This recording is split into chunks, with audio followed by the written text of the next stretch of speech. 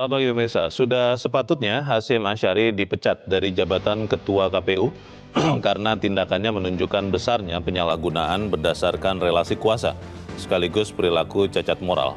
6 sanksi peringatan termasuk 4 sanksi peringatan keras diterima Hasyim sejak menjabat Ketua KPU pada April 2022.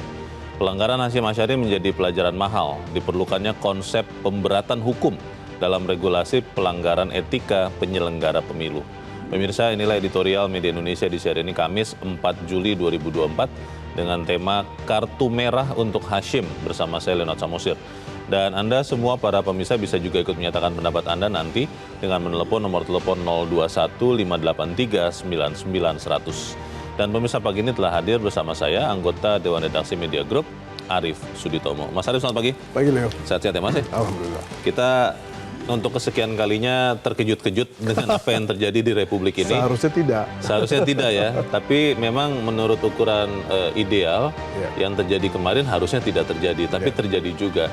Sebelum kita bahas terkait dengan kartu merah untuk Hasyim Asyari ini, kita akan lihat dulu Mas Arief dan pemirsa beberapa berita yang diperhatikan Media Indonesia untuk hari ini.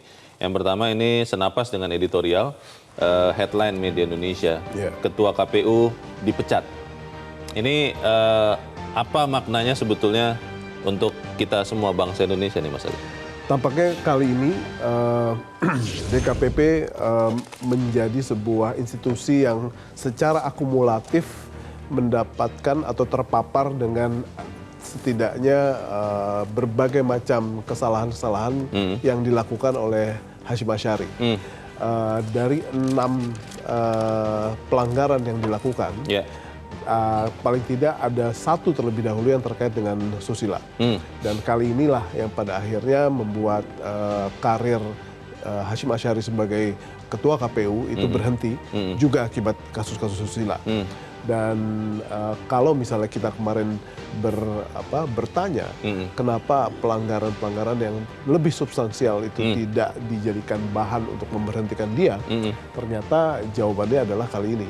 Kita memang memerlukan sebuah kasus yang mungkin harus berulang untuk dijadikan materi untuk memberhentikan Ketua KPU.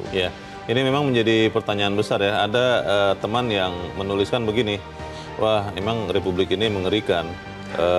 KPU seperti ini, KPK seperti itu, MK waktu itu seperti itu, katanya begitu. Mau kemana Republik ini? Begitu loh Mas Arief. Ya, kita tidak boleh terlalu pesimis juga ya Leo. Mungkin setelah ini pihak-pihak yang ada di KPU akan bebenah, tatanan kekuasaan juga akan bebenah.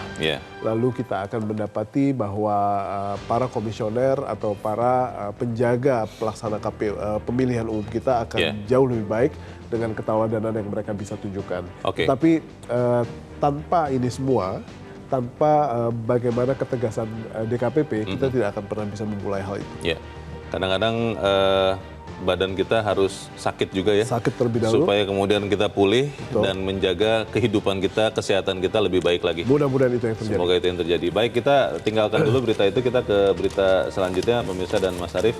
Di halaman 2, di halaman dalam di harian Anda pemirsa, judi daring ini adalah dalam jaringan atau online. Judi daring bunuh perlindungan anak.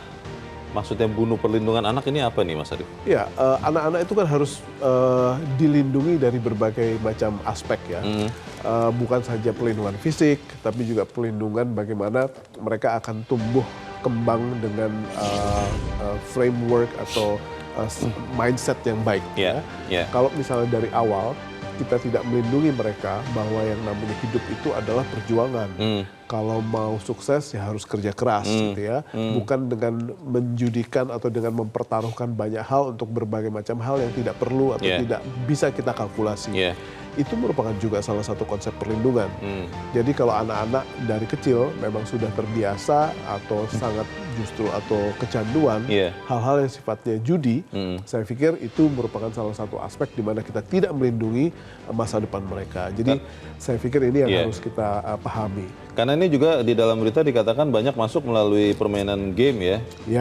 Yang dikira game murni begitu, tidak ada judinya, ternyata judi online.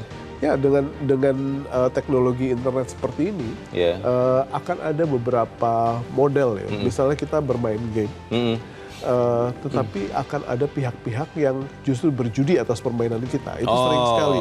Jadi ada pihak ketiga yang menjadikan permainan kita sebagai sebuah game tersendiri, dan kita pun kadang-kadang juga bisa mendapatkan benefit dari apa yang diperjudikan oleh mereka. Jadi, fee gitu ya? Iya, jadi dari mulai token atau namanya bonus-bonus yang bisa dimonetisasi, itu merupakan salah satu hal yang cukup membahayakan untuk anak-anak kita, karena kita sangat-sangat sulit ya untuk melihat membedakan mana yang pure permainan, mana yang ada unsur judinya.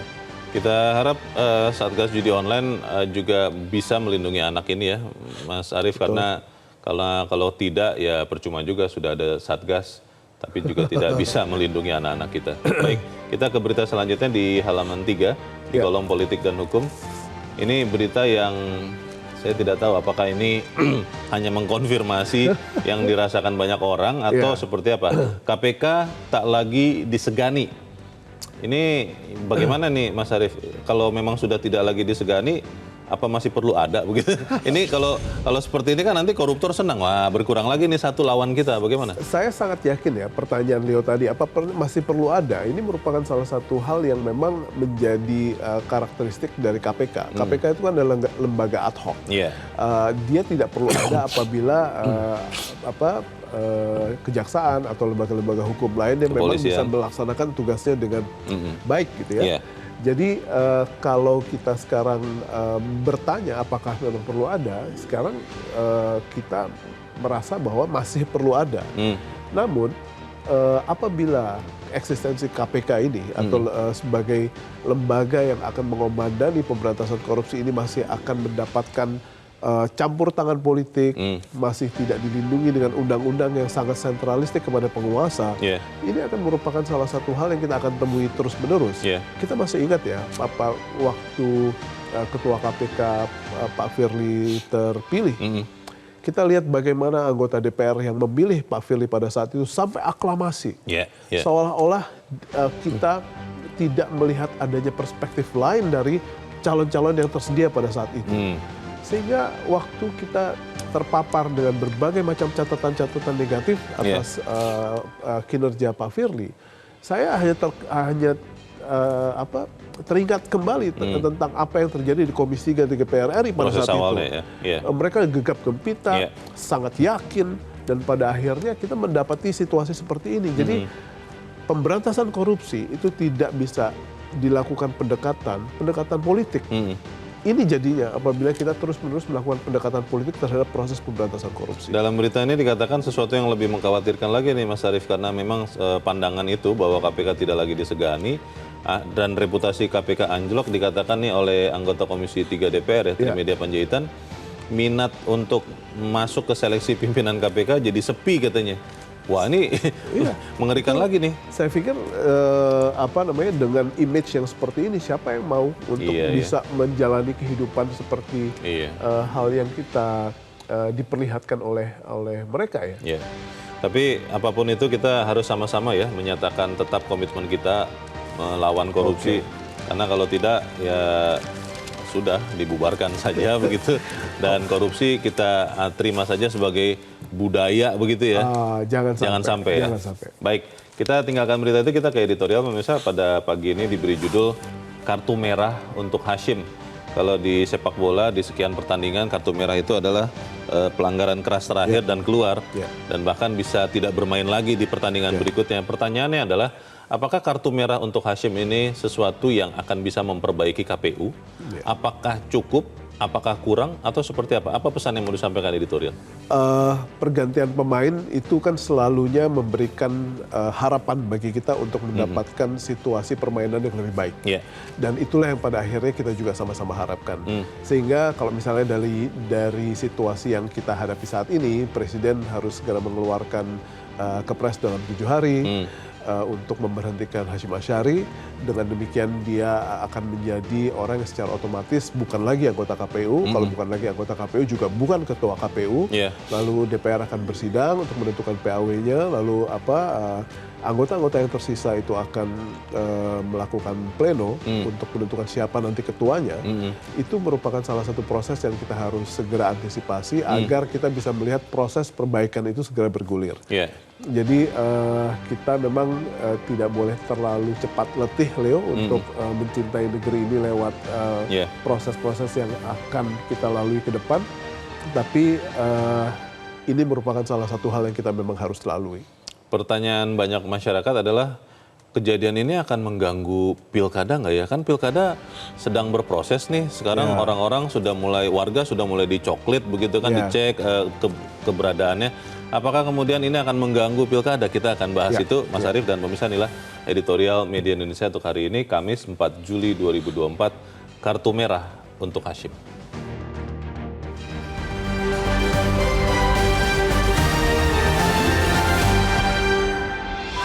Kartu merah untuk Hasyim.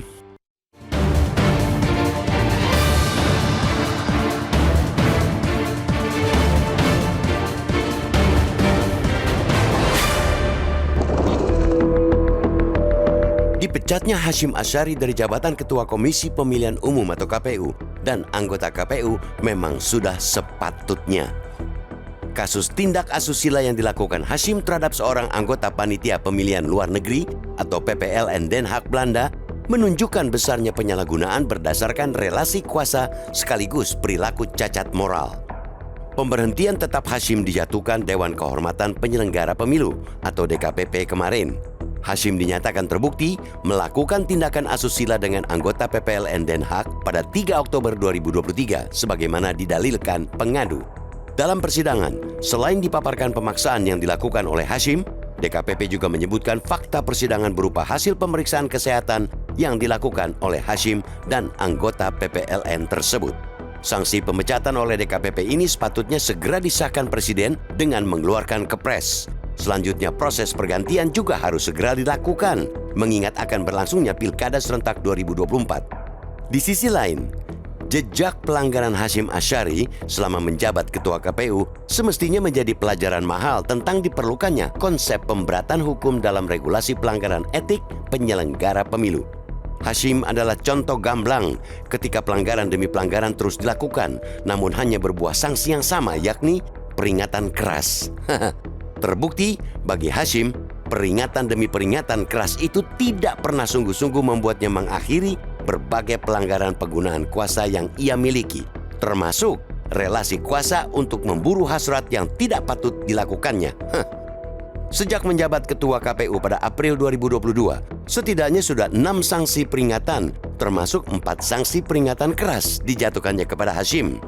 Pelanggaran etik yang dilakukan pria dengan gelar doktor bidang sosial politik ini pun beragam hal dan berdampak nasional maupun sistemik. Keberanian Hasyim melanggar aturan setidaknya sudah terlihat hanya setahun setelah menjabat. Pada 2022, ia melanggar etik terkait hubungannya dengan Ketua Umum Partai Republik I, Hasnaini, atau yang akrab dijuluki Wanita Emas.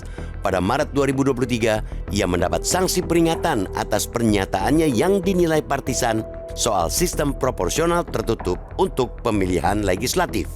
Kemudian akhir 2023, DKPP menjatuhkan lagi sanksi peringatan keras terhadap Hasyim karena tidak menindaklanjuti aturan jumlah keterwakilan caleg perempuan. Bukannya jerah, tahun 2024 sikap partisan Hasyim malah makin menjadi-jadi. Ia melanggar kode etik terkait proses pendaftaran Capres-Cawapres setelah Mahkamah Konstitusi atau MK memutuskan perubahan syarat batas usia peserta Pilpres. Hasyim terbukti memproses pendaftaran Gibran Rakabuming Raka sebagai calon wakil presiden tanpa berkonsultasi dengan DPR soal syarat usia minimum Capres-Cawapres. Sebulan setelahnya, atau Maret 2024, Hasyim terbukti lagi meloloskan calon ex terpidana korupsi ke daftar calon sementara atau DCS DPD RI. Nama Irman Gusman dari DCS itu baru dicoret setelah adanya aduan masyarakat. Di luar pelanggaran yang sudah disidang itu, Hasyim juga berulang kali membuat kontroversi. ia pernah dituding foya-foya dengan menyewa jet pribadi. Namun kala itu Hashim berdalih jet digunakan untuk kebutuhan monitoring logistik pemilu 2024. Kasus Hashim kian memperjelas bahwa jabatan Ketua KPU dengan perannya yang krusial dan strategis amatlah rawan dengan pelanggaran etik. Kuasa besar yang dimiliki Ketua KPU juga amat rawan dimanfaatkan untuk berbagai kepentingan politik. Sebab itulah sepantasnya pemberatan hukum yang ada di dalam hukum pidana mesti diterapkan dalam pelanggaran etik yang dilakukan pimpinan KPU. Sejauh ini, regulasi pelanggaran etik penyelenggara pemilu yang diatur dalam Peraturan DKPP Nomor 2 Tahun 2017 tentang Kode Etik dan Pedoman Perilaku Penyelenggara Pemilihan Umum hanya menyatakan bahwa sanksi yang dikeluarkan DKPP dapat berupa teguran tertulis, pemberhentian sementara, atau pemberhentian tetap. Teguran tertulis sendiri terbagi atas dua jenis, yaitu peringatan atau peringatan keras. Namun, tidak terdapat pengaturan mengenai unsur sanksi dalam peraturan etik lainnya, termasuk mengenai pengulangan pelanggaran etik. Padahal, pengulangan pelanggaran etik semestinya merupakan hal yang tidak dapat ditoleransi untuk pejabat seperti Ketua KPU. Pelanggaran etik yang berulang menunjukkan tidak adanya unsur jera. Bangsa ini semestinya tidak memberikan tempat bagi pejabat bermoral busuk untuk terus memimpin lembaga penting seperti KPU. Sebab itu, sanksi terhadap pelanggaran etik berulang di KPU harus diperberat.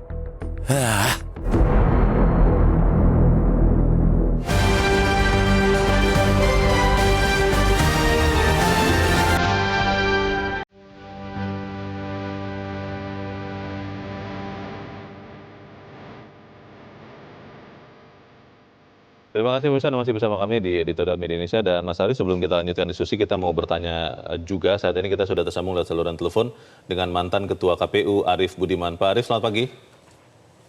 Selamat pagi Bang Leonard. Ya, Pak Arief, ini sesuatu yang menyedihkan sebetulnya ketika Ketua KPU harus diberhentikan tetap oleh DKPP. Tapi pertanyaan saya sebagai orang yang pernah duduk di kursi yang diduduki Pak Hashim Asyari, menurut Anda Pak Arief ini akan bisa memperbaiki kondisi kinerja termasuk reputasi KPU atau netral sifatnya Pak Arief? Bagaimana Pak? Menurut saya putusan ini akan berdampak sangat serius ya. Nah, dampak seriusnya itu tentu bisa negatif, bisa positif sebetulnya. Tergantung bagaimana terutama penyelenggara pemilu merespon putusan ini. Bagi saya, ini pelajaran berharga bagi seluruh penyelenggara pemilu agar tidak melakukan perbuatan yang punya potensi melanggar etik. Karena etik itu sangat penting dalam proses penyelenggaraan pemilu. Itulah mengapa dalam struktur penyelenggara pemilu itu ada lembaga khusus yang menangani terkait dengan etik. Dan itu lembaga permanen, bukan sekedar lembaga ad hoc. Itu artinya memang etika, integritas, kualitas, profesionalisme, kemandirian itu sangat penting bagi penyelenggara pemilu. Maka ini menjadi pelajaran berharga bagi penyelenggara pemilu, terutama untuk momentum yang sangat dekat, penyelenggaraan pilkada di November 2024. Kalau menurut Anda ini akan mengganggu persiapan penyelenggaraan dan penyelenggaraan atau tidak pilkada, Pak Arief? Menurut saya tidak ya, karena seluruh KPU kabupaten kota sudah terbentuk, seluruh KPU provinsi sudah terbentuk. Mereka kan yang akan melaksanakan secara teknis penyelenggaraan di provinsi dan kabupaten kota. Kemudian KPU RI jumlahnya itu masih memenuhi quorum. Artinya kalau mereka melakukan rapat pleno, quorumnya terpenuhi, masih bisa mengambil keputusan-keputusan. Membuat regulasi, itu masih bisa. Jadi sebetulnya secara teknis ini tidak akan mengganggu gitu ya. Tetapi memang nuansanya, kebatinannya ini ya bisa saja mengganggu psikologis teman-teman gitu loh. Pak Arief, ini ada yang mengatakan bahwa sebetulnya DKPP cukup terlambat untuk menjatuhkan sanksi pemberhentian tetap bagi Hasyim Asyari karena sudah ada sekian kasus pelanggaran etika yang terbukti, bahkan sudah ada 2 sanksi peringatan keras ya di 5 Februari pada saat tidak mengubah PKPU setelah putusan MK, lalu 10 Oktober 2023 itu peringatan keras juga waktu pembulatan ke bawah 30% pencalonan perempuan. Ini sudah 2 kali peringatan keras dan DKPP dianggap sebetulnya terlambat. Kalau menurut Anda bagaimana Pak Arief? Ya, sebagai mantan penyelenggara pemilu ya, saya juga merasakan sebetulnya kegelisahan itu, merasakan kegelisahan, merasakan kekecewaan, karena ada beberapa persidangan di DKPP ya, yang menurut saya itu pelanggaran cukup serius ya, yang pernah diungkap dan diputus oleh DKPP ya, misalnya terkait dengan verifikasi partai politik peserta pemilu. Itu kan kemudian berelasi juga ketika ada hubungan ya antara ketua KPU dengan ketua partai politik yang juga sempat diputus oleh DKPP. Nah, menurut saya itu pelanggaran-pelanggaran serius gitu loh. Tetapi kan DKPP dalam beberapa putusannya itu hanya memberi tadi seperti disampaikan Bang Leonard, peringatan keras, bahkan peringatan keras terakhir gitu loh. Nah itu kan publik sudah berpikir, wah begitu banyak hal kok seperti ini gitu ya. Gitu. Pak Arief, kalau di kementerian lembaga kan kita tahu ada inspektorat ya yang juga mengawasi perilaku dari para pejabat. Kalau di KPU Pak, terkait dengan apa yang sudah terjadi ini, sekian banyak pelanggaran sebetulnya yang dilakukan oleh seorang Hasyim Asyari, itu memang tidak ada Pak internal audit atau apa ya, semacam yang menjaga internal KPU Pak Arief? Ada, di tempat kita juga ada inspektorat gitu loh. Dan mereka juga memeriksa beberapa hal ya. Terutama yang banyak diperiksa biasanya terkait dengan anggaran. Jadi penggunaan anggaran, pertanggungjawaban anggaran. Tetapi ada juga kalau ada problem tentang kinerja, perilaku, biasanya kita juga menerjunkan inspektorat untuk melakukan pemeriksaan. Jadi ada 2 hal, baik penggunaan anggaran maupun kinerja, perilaku, performance mereka gitu loh. Dalam kasus ini kelihatannya inspektorat segan atau takut begitu ya kepada ketua ya Pak Arief ya? Saya tidak tahu ya karena saya kan tidak berada di sana ya. Tapi coba kalau Bang Leonard ingat ya dalam RDP terakhir di DPR, yang terakhir atau yang sebelumnya lah, ketika banyak berita, banyak pertanyaan disampaikan di dalam RDP itu kan bukan hanya terkait dengan masalah perilaku atau performance, tapi juga masalah anggaran. Misalnya penggunaan jet pribadi, private jet itu ya, kemudian fasilitas yang sangat berlebih gitu ya. Nah di dalam tayangan kemarin saya lihat ya sekilas nih, saya lihat nih pada saat Ketua KPU konferensi pers itu, kantor KPU kelihatan mewah sekali nih. Itu tidak pernah saya alami dulu ya. Nah mestinya ini juga menjadi perhatian gitu ya, bukan hanya soal kinerja, performance, tapi juga soal penggunaan anggaran itu gitu. Pak Arief, ini pertanyaan terakhir Pak. Kalau ini kan saya tidak tahu ya, ini akan bisa memberikan efek jera atau tidak. Tapi kalau menurut Anda, apakah efek jera itu akan terbit Pak di KPU terutama karena ketegasan dari DKPP terhadap Ketua KPU Hasyim Asyari ini? Efek jera akan bisa dimulai kalau para pemimpinnya, ya dalam hal ini ada komisioner dan sekjen, itu memberikan contoh, arahan, perintah agar peristiwa ini bisa menjadi contoh, peristiwa ini bisa jadi pelajaran, agar kinerja ke depan, terutama untuk penyelenggaraan Pilkada November 2024 itu menjadi lebih baik. Diawali dari pemimpinnya. Oke, jadi keteladanan itu harus jelas ya, dikatakan, ditegaskan, dan kemudian dilakukan di dalam perjalanan waktunya, begitu ya Pak Arief ya? Iya.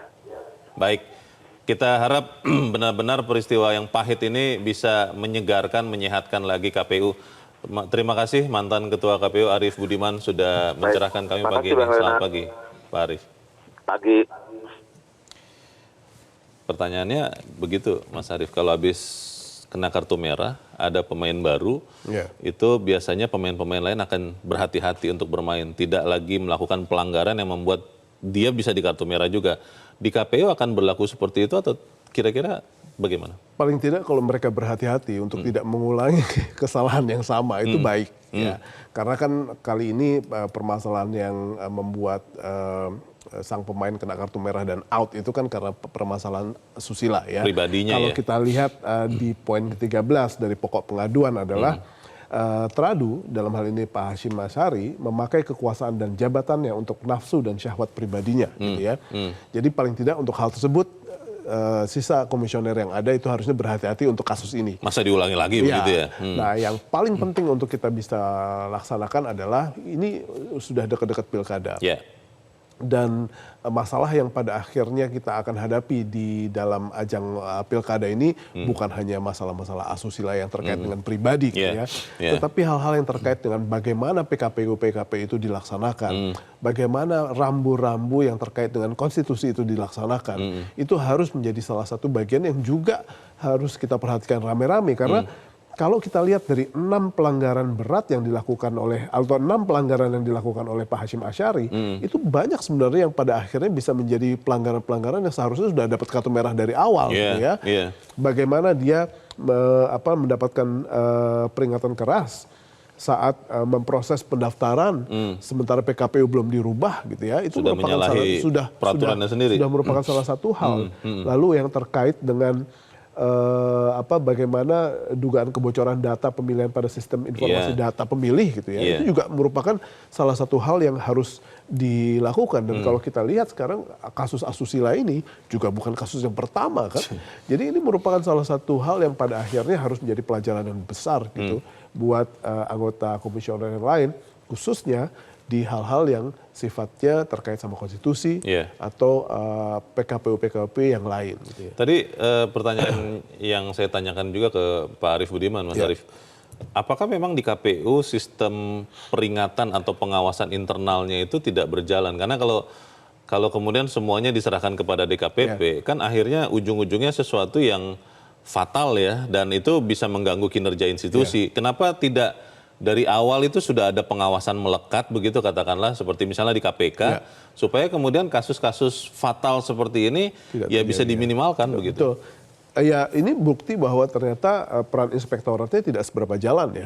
Kalau kita lihat misalnya ada kasus penyewaan private jet atau penyewaan 2 unit di Oakwood gitu ya. Itu kan merupakan sebuah apartemen yang mewah ya. Sangat mewah itu. Jadi kalau misalnya kita lihat itu terjadi, saya yakin bahwa hal-hal yang seharusnya dicermati oleh inspektorat itu tidak seberapa sensitif buat mereka untuk dijadikan sebagai bahan untuk memulai kerja mereka gitu ya. Ini kan hal-hal yang sifatnya pelanggaran kepantasan terlebih dahulu aja tidak terdeteksi gitu. Sehingga hal-hal yang pada akhirnya jadi hal substansial itu lolos begitu saja dan ini merupakan salah satu catatan kita ke depan untuk inspektorat yang ada di KPU. Karena takut, karena segan, karena yang dalam tanda petik bermain ini kan ketuanya ya, orang nomor 1 di KPU.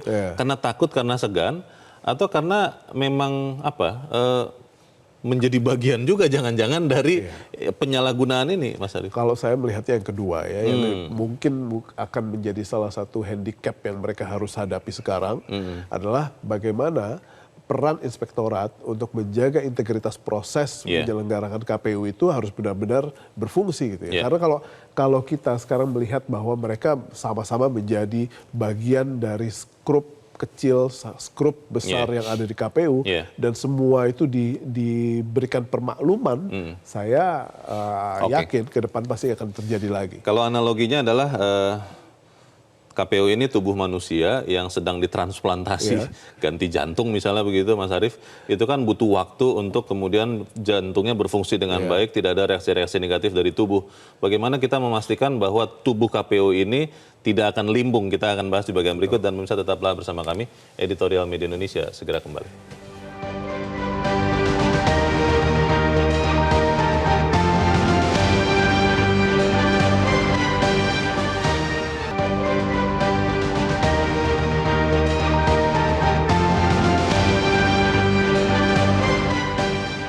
kasih Anda masih bersama kami dan kita ada di bagian akhir dari diskusi kita pagi ini. Mas Arief, tadi Pak Amin di Tangerang bilang ini tidak boleh berhenti di sini nih, ini harus dilanjutkan Pidana, ke pidana. Bagaimana Mas?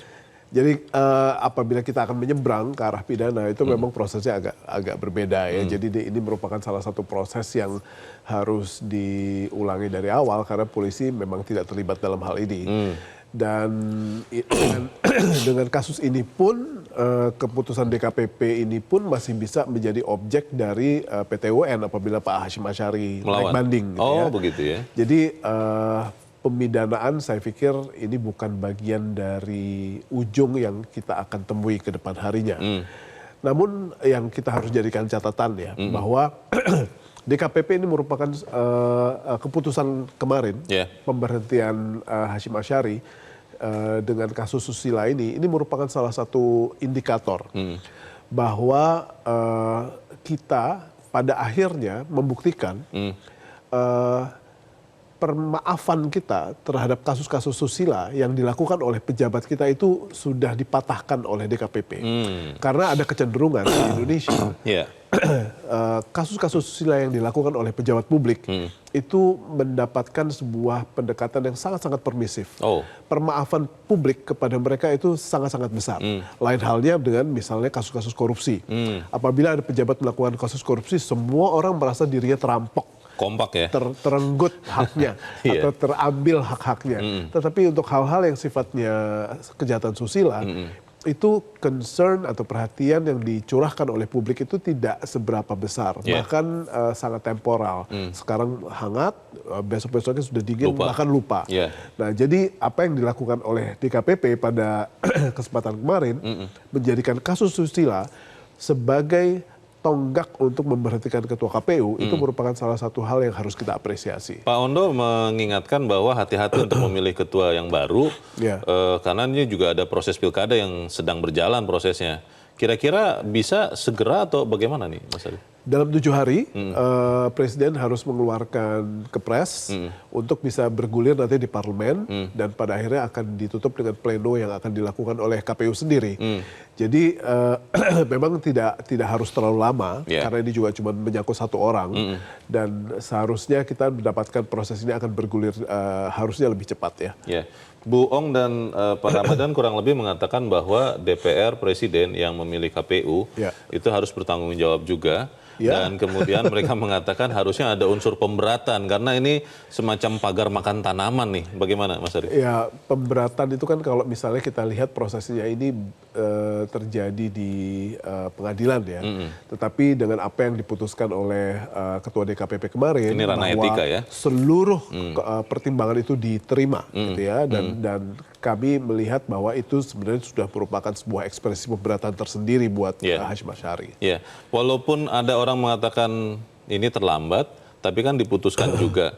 Ke depan seperti apa kita harapkan kemudian moralitas para pejabat? Karena betul sih saya setuju Mas Arief, ketika mereka jadi contoh, mereka harus mulai dengan dirinya sendiri dulu. Baru kemudian kita bisa mengikuti. Apakah ini akan efektif membuat seperti itu? Atau jangan-jangan yang tadi siapa ya, Bu Ong kalau tidak salah mengatakan ini apa, Lombok apa? Panas-panas. Pedas-pedas Lombok. Pedas-pedas Lombok. Jadi tobat kumat katanya begitu, tomat. Bagaimana tuh Mas Arief? Ya, kita harus mulai dari ketauladanan ya. Karena esensi dari kepemimpinan itu adalah ketauladanan. Jadi apa yang tadi Leo bilang adalah agar sesuatunya itu konstan, tidak hanya hangat-hangat tai ayam gitu ya. Ketauladanan ini menjadi salah satu hal yang amat sangat penting untuk nanti siapa yang akan menduduki jabatan ketua KPU. Dan ini merupakan salah satu hal yang kita lihat, kita akan saksikan bersama siapa yang nanti akan menjadi orang yang akan ditunjuk ya, karena jangan sampai peristiwa-peristiwa di mana di situ dilakukan pendekatan politik, ada titipan-titipan politik, ada muatan-muatan tertentu di balik itu yang pada akhirnya hanya akan mengacaukan proses dari institusi tersebut. Kita lihat di KPK, kita sekarang lagi lihat di KPU, dan ini harusnya menjadi pelajaran buat kita semua, terutama juga bagi para tokoh-tokoh politik, khususnya di DPR nanti, untuk bisa memberikan sebuah keputusan yang terbaik untuk menjalani menentukan PAW-nya siapa, dan nanti untuk diolah lagi di pleno KPU. Terakhir Mas Arief, untuk kita, keluarga-keluarga Indonesia, Ya. apa pelajaran yang bisa kita sampaikan kepada anak-anak kita dari peristiwa KPU ini? Bahwa ini adalah kasus, bahwa ini adalah sebuah contoh, tapi bukan contoh yang baik, tapi contoh yang buruk untuk tidak diulangi lagi. Jadi sayangnya kita terlalu sering untuk bisa menyatakan kepada anak-anak kita bahwa ini adalah contoh buruk. Agak krisis kita untuk bisa menyatakan bahwa itu adalah contoh baik ya akhir-akhir ini. Jadi sekali lagi paling tidak kita bisa melihat perspektif positifnya dalam kasus ini, bahwa ada contoh-contoh tapi bukan contoh yang positif, tapi contoh yang buruk. Minimal kita bisa mengatakan bangsa ini kembali ke jalur yang benar. Betul. Kita bisa bilang begitu ya. Baik, Mas Arief Suditomo, terima kasih sudah di tempat ini. Selamat pagi, Mas. Terima kasih. Pagi, Leo. Pemirsa, pengulangan pelanggaran etik semestinya adalah hal yang tidak dapat ditoleransi untuk pejabat seperti Ketua KPU. Pelanggaran etik yang berulang menunjukkan tidak ada unsur jera. Bangsa ini, Anda dan saya, bangsa Indonesia, seharusnya tidak memberikan tempat bagi pejabat bermoral busuk untuk terus memimpin lembaga penting seperti KPU. Karena itu sanksi terhadap pelanggaran etik berulang di KPU harus diperberat. Saya Leonard Samosir berterima kasih Anda sudah menyimak editorial Media Indonesia 1 pagi ini. Terus jaga kesehatan Anda, terus jaga nurani dan moral Anda. Selamat pagi, sampai jumpa.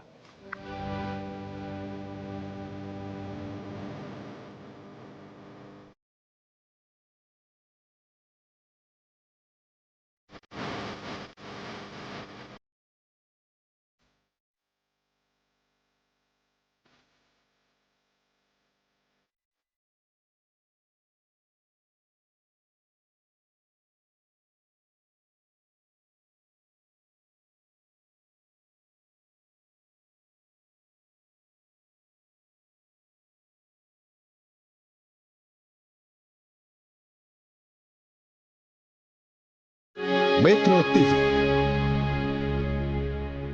Jelajahi cara baru mendapatkan informasi. Download Metro TV Extend sekarang.